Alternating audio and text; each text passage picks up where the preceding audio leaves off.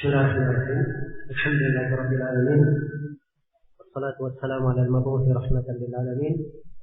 Nabiyina Muhammad wa ala alihi wa sahbihi wa man tabi'ahum bi ihsanin ila yaumil din, amma ba'd. Baik, kita masih melanjutkan pembahasan bab yang pertama dari Kitab Tauhid, yaitu bab Fadl Tauhid wa ma yukaffiru min ad-dunub.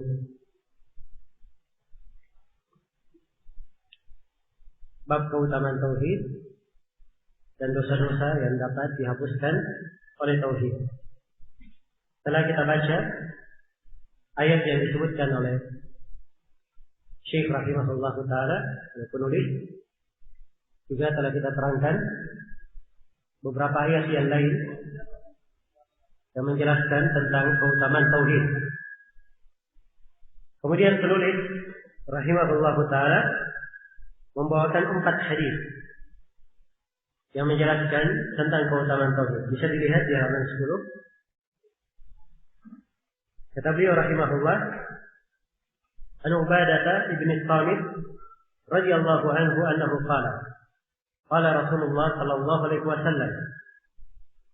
Dari Ubadah bin Samit radhiyallahu anhu, beliau berkata, Rasulullah sallallahu alaihi wasallam bersabda, "Man syahida an la ilaha illallah wahdahu la syarika lah." Barang siapa yang bersaksi bahwa tiada sembahan yang benar kecuali Allah semata, tidak ada syirikat, tidak ada sekutu baginya, wa anna Muhammadan abduhu wa rasuluh, dan dia bersaksi bahwa Muhammad adalah hamba Allah dan Rasulnya, wa anna Isa Abdullah wa rasuluhu wa kalimatuhu alqaha ila Maryam wa ruhun min, serta dia bersaksi bahwa Isa adalah hamba Allah dan Rasulnya, dan kalimat Allah yang dia sampaikan kepada Maryam serta ruh darinya. Wal jannata haqqun wan nar haqq, dan juga dia bersaksikan bahwa surga adalah benar adanya, juga neraka benar adanya.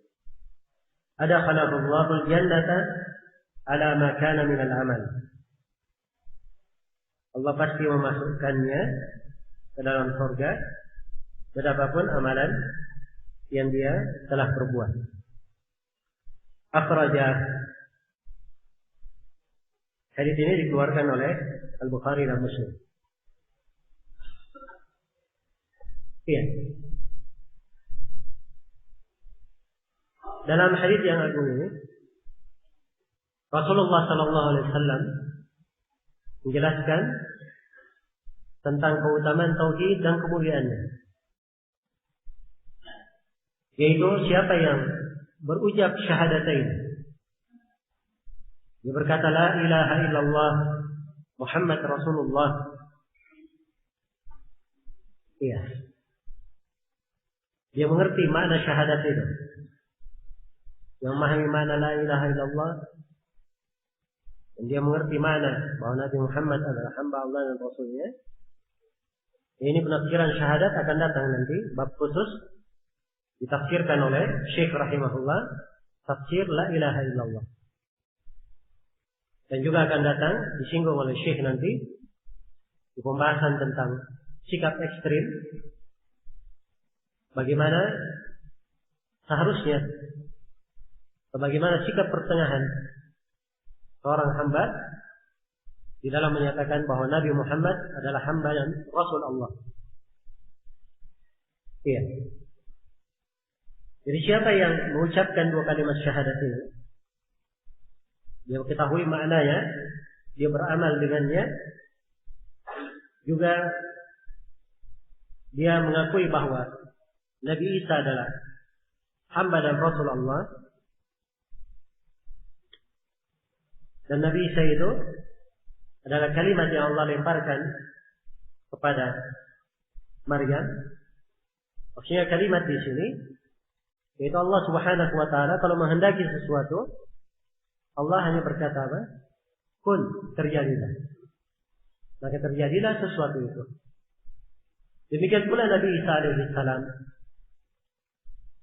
Allah hanya berfirman terjadilah, maka terciptalah Nabi Isa alaihi salam dari rahim Maryam tanpa seorang ayah. Tanpa seorang ayah. Iya.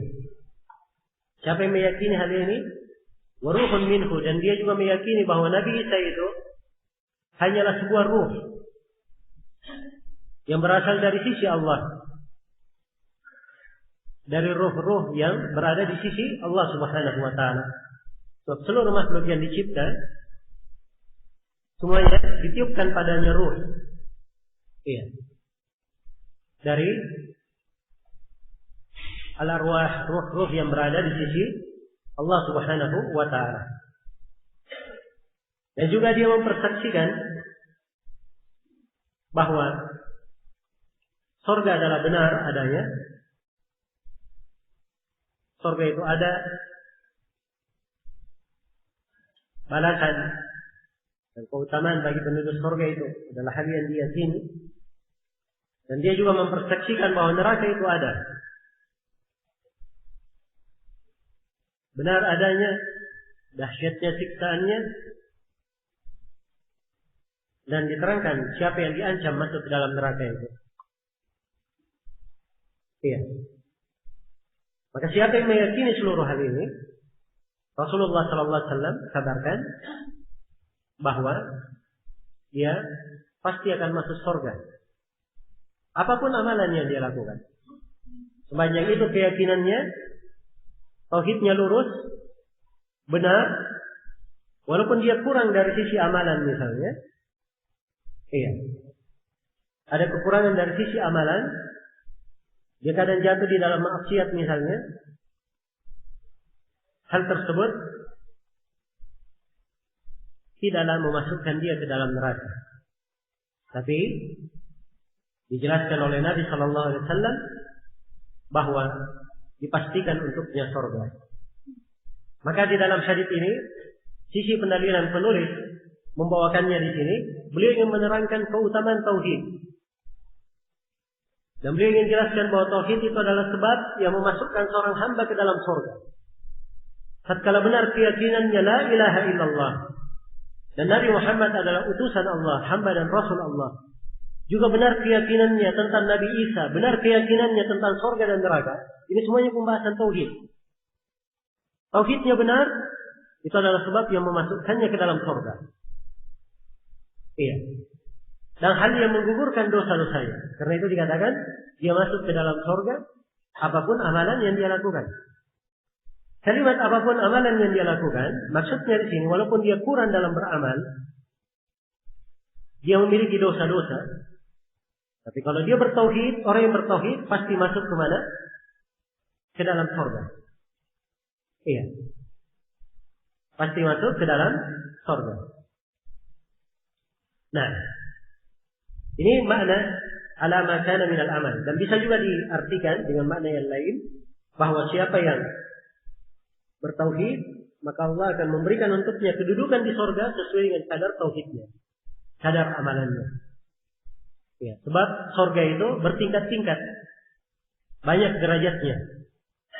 Untuk orang-orang yang berjihad di jalan Allah saja, dijanjikan untuk mereka surga yang memiliki 100 derajat.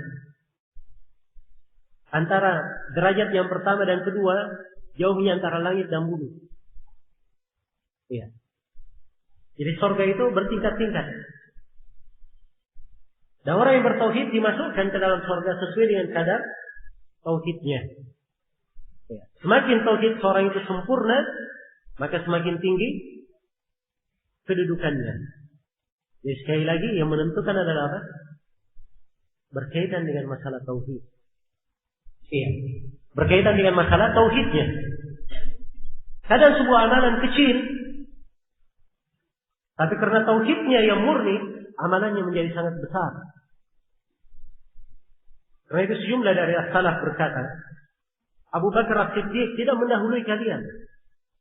Dengan banyaknya puasa, banyaknya dia sholat, banyaknya dia bersedekah. Para sahabat semuanya sholat, semuanya puasa. Mereka juga adalah orang yang berkorban untuk agama dengan harta dan jiwa. Sama dilakukan oleh Abu Bakar. Tapi apa yang membuat beliau unggul? Sesuatu yang bercokol di dalam dadanya. Itulah tauhid. Karena itu kata sebagian as-salaf, rubba amalin sagirin tukabbiruhun niyah, wa rubba amalin kabirin tusaggiruhun niyah. Kadang sebuah amalan kecil menjadi besar karena niatnya. Dan kadang sebuah amalan yang besar. Dan ini hati-hati. Kadang amalannya subhanallah besar. Banyak pengorbanan dia di dalamnya. Bersusah payah ia melakukan amalan tersebut. Tapi amalannya menjadi kecil karena apa? Karena niatnya. Karena niatnya. Dia mengukur baik tidaknya niat ini. Itulah pembahasan tauhid. Pembahasan tauhid. Semakin mendalam pengetahuan seorang hamba terhadap tauhid, maka akan semakin besar pengagungannya kepada Allah. Semakin dia mengenal Allah Subhanahu wa taala, maka si hamba akan semakin mengenal apa jalan yang mendekatkannya kepada Allah. Iya. Dan disinilah keutamaan tauhid yang sangat besar. Keutamaan tauhid yang sangat besar. Baik. Di dalam hadis ini terdapat keutamaan tauhid dan bagaimana tauhid itu menggugurkan dosa-dosa. Dan juga di dalam hadis ini terdapat penjelasan luasnya keutamaan Allah Subhanahu wa taala untuk orang-orang yang bertauhid itu. Dan di dalam hadis ini pula wajibnya seorang hamba itu bersikap pertengahan terhadap para nabi dan para rasul. Karena itu Nabi Muhammad dan Nabi Isa disebut dengan dua sifat. Hamba Allah dan Rasulnya. Kalimat hamba dan kalimat apa? Rasul. Hamba, beliau sama dengan manusia yang lainnya. Mereka berdua sama dengan manusia yang lainnya. Tidak memiliki manfaat. Bukan pula bahaya berada di tangannya. Iya. Bukan yang ditempati berdoa. Meminta pertolongan. Keduanya adalah hamba-hamba Allah. Dan hamba itu adalah mereka yang fakir perlu kepada Allah. Itu hamba. Ya. Dia yang perlu kepada Allah Subhanahu wa taala. Dan seluruh nabi dan rasul adalah hamba Allah. Jadi ini sikap pertengahan. Ini bantahan terhadap orang yang berlebihan di dalam mendudukkan hak Rasulullah sallallahu alaihi wasallam. Bagaimana orang-orang Nasara telah berlebihan mendudukkan kedudukan siapa? Nabi Isa alaihi salam. Sehingga mereka menyembah Nabi Isa. Menjadikan Nabi Isa sebagai ilah yang disembah. Satu dari yang tiga. Iya. Karena itu akan datang nanti hadis disebut oleh penulis. Sabda Nabi sallallahu alaihi wasallam dalam hadis riwayat Bukhari. La tutruni kama akratin Nasara Isa bin Maryam. Jangan kalian berlebihan di dalam menyanjungku. Sebagaimana orang-orang Nasara berlebihan di dalam menyanjungku. Tapi katakanlah bahwa saya hanyalah hamba dan Rasul Allah. Ya. Hamba tidak boleh diberikan sesuatu dari hak penghambaan. Ya, sebab penghambaan itu untuk Allah Subhanahu wa taala saja yang menciptakan para hamba. Adapun hamba tugasnya adalah mengabdi, menghamba, bukan mendapatkan penghambaan. Bukan mendapatkan penghambaan. Demikian pula kedudukan Nabi Muhammad sallallahu alaihi wasallam. Iya. Dan kalimat rasulnya Nabi Muhammad adalah Rasul Allah dan Nabi Isa adalah Rasul Allah. Ini penjelasan kedudukan kedua nabi ini. Mereka memang manusia biasa, tapi Allah lebihkan. Dari sisi mereka adalah manusia pilihan yang menjadi perantara antara kita dan antara Allah Subhanahu wa taala. Iya. Maka ini sikap pertengahan dan seorang muslim wajib berada di sikap pertengahan. Kemudian hadis ini juga menjelaskan bahwa akidah tauhid itu ya, itu menyelisihi seluruh agama-agama kekafiran. Iya. Tauhid, ibadah hanya kepada Allah. Tauhid, Nabi Muhammad hamba dan utusan Allah. Nabi Isa adalah hamba dan utusan Allah. Beliau tercipta karena kehendak Allah. Allah berfirman, kun, terjadilah, maka terciptalah Nabi Isa alaihi salam. Dan Nabi Isa alaihi salam adalah sebuah ruh. Dari sisi Allah sama dengan makhluk yang lainnya. Sama dengan makhluk yang lainnya. Dan ini tentunya menyelisihi agama-agama kekafiran. Orang-orang Yahudi mengatakan Uzair adalah anak Allah. Orang-orang Nasara mengatakan bahwa Nabi Isa adalah anak Allah. Iya. Orang-orang musyrikin di masa Nabi, mereka mengatakan bahwa para malaikat adalah anak-anak perempuan Allah. Maka segala jenis kekafiran itu bertentangan dengan agama tauhid. Bertentangan dengan agama tauhid. Nah, hadis ini juga menunjukkan bahwa orang-orang yang berbuat dosa, kalau dia dari ahli tauhid, itu tidak dikekalkan di dalam neraka. Sebab di sini dijamin ada khalaqallahu al-jannah, akan dimasukkan ke dalam surga. Iya. Kalimat dimasukkan ke dalam surga, apakah dia langsung masuk ke dalam surga atau akhirnya dia dimasukkan ke dalam surga? Sebab orang yang bertauhid pasti masuk ke dalam surga. Kalau dia melakukan dosa besar dan dia harus disiksa karena dosanya, dia dimasukkan ke dalam neraka, disiksa sesuai dengan kadar dosanya. Setelah itu pasti dimasukkan ke mana? Ke dalam surga. Tidak ada yang kekal di dalam neraka dari ahli tauhid. Dan ini keutamaan tauhid yang sangat agung, yang sangat besar, ya, yang hendaknya diketahui oleh seorang muslim dan muslimah.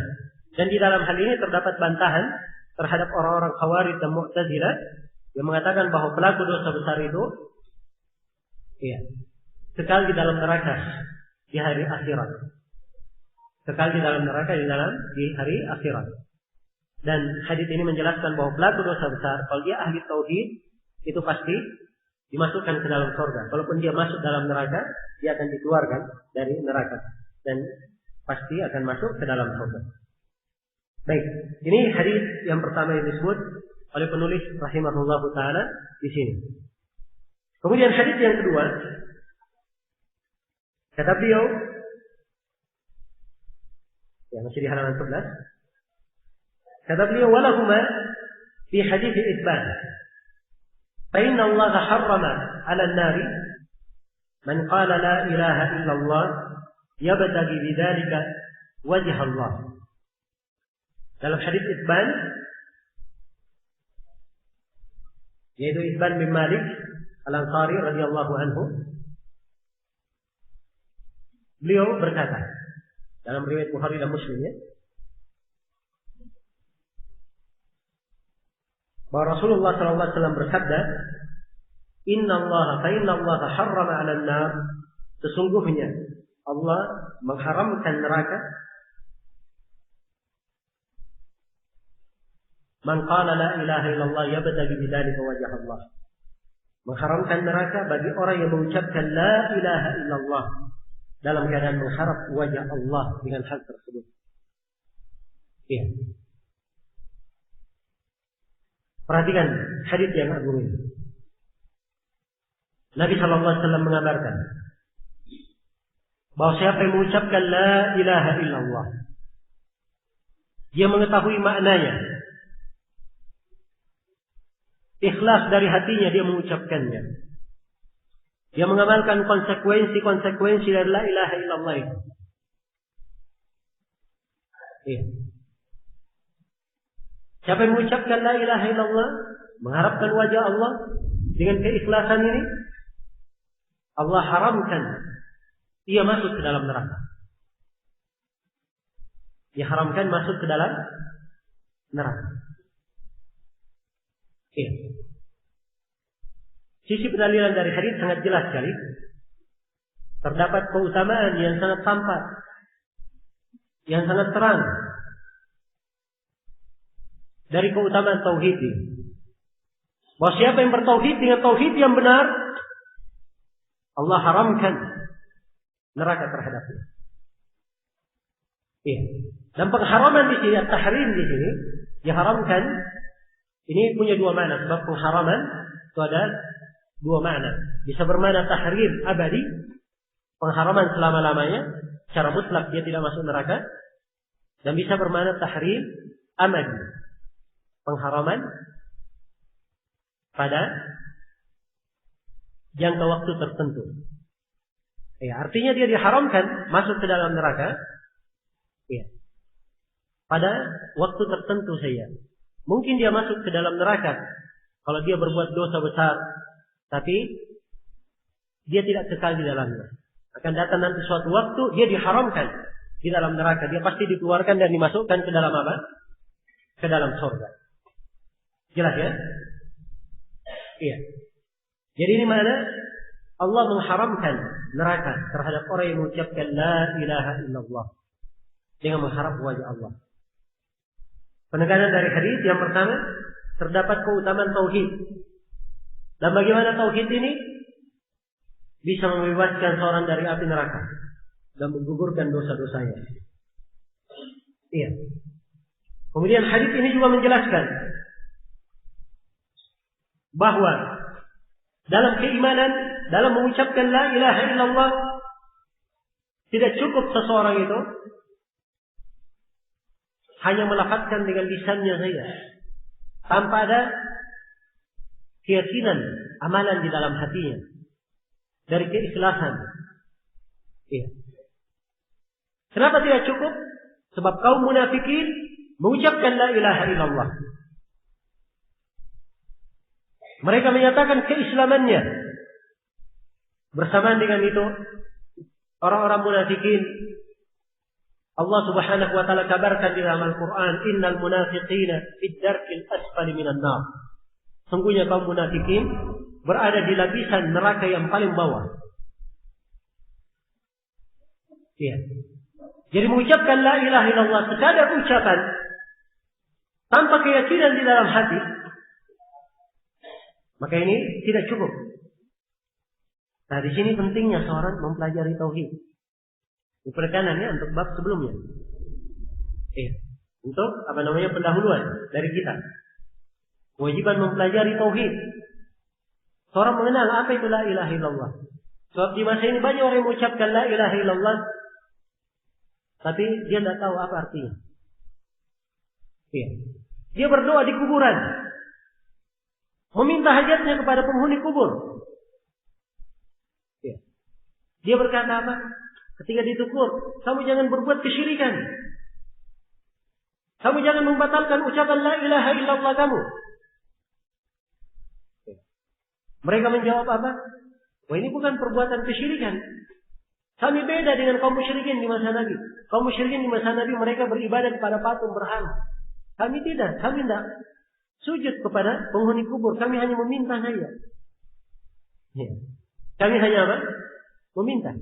Perhatikan dia, orang-orang yang tidak mengerti tauhid. Dia anggap bahwa ibadah itu hanya sekedar ruku dan sujud. Berdoa itu bukan ibadah. Dan ini keliru. Dua-duanya adalah ibadah. Sebagaimana kaum musyrikin adalah kafir karena mereka bersujud kepada selain Allah, demikian pula orang yang menyerahkan doanya kepada selain Allah, dia juga dianggap musyrik karena beribadah kepada selain Allah Subhanahu wa taala. Itulah tauhid. Orang yang mengenal mana la ilaha illallah. Saya banyak dari manusia di masa ini kadang mengucapkan la ilaha illallah, tapi tidak mengerti apa maknanya. Tidak mengerti apa maknanya. Karena itu di terjemahan kita di bahasa Indonesia, umumnya orang menerjemah la ilaha illallah, dia terjemah tidak ada Tuhan selain Allah. Tidak ada pencipta kecuali Allah. Kita sudah terangkan tadi di awal pembahasan bahwa kalau mengakui Allah yang mencipta, menghidupkan, memberi rezeki, mengatur segala perkara, yang maha menguasai, kaum musyrikin di masa Nabi semuanya mengakui hal itu. Semuanya mengakui. Tapi mereka tidak masuk ke dalam Islam. Diperangi oleh Nabi Sallallahu Alaihi Wasallam. Karena inti kesyirikan mereka bukan di situ. Kesyirikan mereka tidak ingin ibadah itu khusus untuk Allah saja. Karena itu mereka juga beribadah kepada berhala-berhala mereka, kepada sesembahan mereka dari bebatuan, pepohonan. Dia berdoa kepada para malaikat, orang-orang salih mereka. Mereka lakukan hal tersebut karena mereka anggap bahwa orang-orang salih itu, para nabi, para malaikat itu bisa menjadi perantara antara mereka dan antara Allah Subhanahu wa taala. Itu di antara bentuk kesyirikan mereka. Iya. Di antara bentuk kesyirikan mereka. Maka harus dipahami. Ini poin yang sangat penting sekali dalam memahami makna tauhid. Jadi sekali lagi, bahwa tauhid itu, keimanan itu tidak cukup dengan seorang mengucapkan saja tanpa ada keyakinan di dalam hatinya. Nah, hadis ini juga terdapat di dalamnya penjelasan bahwa neraka diharamkan terhadap ahli tauhid. Kalau tauhidnya sempurna, maka diharamkan selama-lamanya neraka terhadap ahli tauhid. Dan kita akan menjelaskan nanti bagaimana tauhid yang sempurna itu. Kita akan terangkan di bab yang kedua nanti bagaimana tauhid yang sempurna tersebut. Adapun kalau tauhidnya ada kekurangan, dia ada kekurangan di dalam tauhidnya, di dalam menegakkan kesempurnaan tauhid yang wajib maupun yang mustahab, dia ada kekurangan. Dia berbuat dosa besar misalnya. Kadang dosanya ini kalau mengharuskan dia masuk ke dalam neraka, ia diharamkan untuk kekal di dalam neraka. Kalau dia masuk dalam neraka disiksa sementara, diharamkan kekal. Siksa sementara, setelah itu dikeluarkan, dimasukkan ke dalam surga. Dan ini dari keutamaan agung bagi ahli tauhid. Bagi orang-orang yang bertauhid. Dan di dalam hadis ini juga terdapat peringatan akan pentingnya keikhlasan. Bahwa sebuah amalan itu tidak akan bermanfaat kecuali dibangun di atas keikhlasan. Harus dia ikhlas di dalamnya. Kemudian dia mencocoki sunnah Rasulullah di dalam amalan tersebut. Tadi saya sudah terangkan ya bahwa sebuah amalan dikatakan sebagai amalan yang shalih dengan berapa syarat? 3 syarat. Sebuah amalan diterima sebagai amalan shalih kalau terpenuhi padanya berapa? 3 syarat. Syarat yang pertama, pelaku amalan adalah seorang yang bertauhid. Seorang yang bertauhid. Syarat yang kedua, dia melakukan amalan itu dalam keadaan Islam. Dan syarat yang ketiga, amalan tersebut dibangun di atas tuntunan dan contoh dari Rasulullah Sallallahu Alaihi Wasallam. Baik, ini 3 syarat. Kemudian di dalam hadis ini juga terdapat penegasan bahwa siapa yang berucap la ilaha illallah tapi dia beribadah kepada selain Allah, maka ucapan la ilaha illallahnya tersebut tidak bermanfaat. Karena di sini disyaratkan orang yang diharamkan masuk ke dalam neraka, orang yang mengucapkan la ilaha illallah dengan syarat dia ikhlas hanya untuk Allah, mencari wajah Allah. Keikhlasan. Jadi siapa yang mengucapkan la ilaha illallah tapi berbuat kesyirikan, maka la ilaha illallahnya tidak akan bermanfaat. Dan ini harusnya menjadi pelajaran besar. Sebab banyak dari kaum muslimin di masa ini menyangka kalau sudah seorang itu masuk ke dalam Islam, dia berkata la ilaha illallah Muhammadar Rasulullah, sudah 100% dia muslim, tidak bisa kafir lagi. Harus diketahui ya bahwa la ilaha illallah itu ada konsekuensinya, ada syarat-syaratnya. Dan la ilaha illallah itu ada pembatal-pembatalnya yang bisa membatalkan kalimat la ilaha illallah. Walaupun dia berucap la ilaha illallah, tapi dia beramal dengan amalan yang membatalkan la ilaha illallah, tidak akan bermanfaat ucapan la ilaha illallah tersebut. Nah, inilah termasuk sisi pentingnya seorang mempelajari tauhid, agar supaya dia mengenal bagaimana dia mengucapkan la ilaha illallah yang benar, mengetahui konsekuensinya apa, bagaimana dia mentauhidkan Allah, dan dia mengetahui apa lawan dari la ilaha illallah. Hal-hal yang membatalkan la ilaha illallah. Apa bentuk-bentuk kesyirikan yang bisa menghancurkan tauhid seorang hamba. Kemudian terakhir dari hadis, terdapat di dalamnya penetapan sifat wajah bagi Allah Subhanahu wa taala. Iya. Sudah kita terangkan di awal pertemuan bahwa tauhid terbagi berapa? Terbagi 3. Ya. Salah satu dari tauhid adalah tauhid asma wa sifat. Mentauhidkan Allah dalam nama-nama dan sifatnya. Di dalam hadis ini Rasulullah sallallahu alaihi wasallam mensifatkan Allah Subhanahu wa taala memiliki wajah. Memiliki wajah. Maka dari tauhid seorang hamba, dia wajib mengimani bahwa Allah Subhanahu wa taala memiliki wajah sesuai dengan kemuliaan dan kebesarannya. Yang perlu kita yakini sesuai dengan kemuliaan dan kebesarannya dan pasti tidak serupa dengan apa? Dengan makhluk. Ya. Ini kaidah di dalam apa? Tauhid asma wa sifat. Dan insyaallah akan datang nanti ya. Kita akan singgung di tauhid asma wa sifat dan saya akan berikan kaidah-kaidah umum dalam menerapkan tauhid asma wa sifat. Baik. Dan ini bantahan ya terhadap sejumlah orang yang mengartikan wajah Allah ya, dengan makna mencari ridha Allah. Jadi wajah diartikan apa? Keridhaan Allah. Ya, dan ini termasuk musibah yang banyak menimpa kita. Dan kalau para hadirin sekalian membuka terjemahan makna-makna Al-Quran, akan tampak di terjemahan itu. Setiap ayat yang disebutkan mencari wajah Allah itu pasti diartikan mencari ridha Allah. Ya, lihat saya terjemahan Al-Quran. Dan ini terjemahan keliru. Dibangun di atas keyakinan yang keliru di dalam memahami nama-nama dan sifat Allah Subhanahu wa taala. Nah, ya, jadi seorang mengucapkan la ilaha illallah, dia mencari dengannya wajah Allah. Betul, dari mana mencari wajah Allah? Maknanya adalah keikhlasan, betul. Tapi bukan artinya seorang tidak menetapkan sifat wajah bagi Allah Subhanahu wa taala. Ditetapkan bahwa Allah Subhanahu wa taala memiliki wajah sesuai dengan kemuliaan dan kebesarannya. Nah, Allah sifatkan wajahnya di ayat Al-Quran ya, dengan keagungan dan kebesaran. Dan Allah Subhanahu wa taala sifatkan wajahnya atau Rasulullah sifatkan wajah Allah Subhanahu wa taala di dalam hadisnya dengan keelokan dan keindahan ya, dengan cahaya yang agung. Dan ini pensifatan untuk wajah yang hakiki. Ya. Tapi sekali lagi wajah sesuai dengan kemuliaan dan kebesaran Allah. Yang jelas tidak serupa dengan apa? Tidak serupa dengan makhluk. Nah, tidak serupa dengan makhluk. Baik.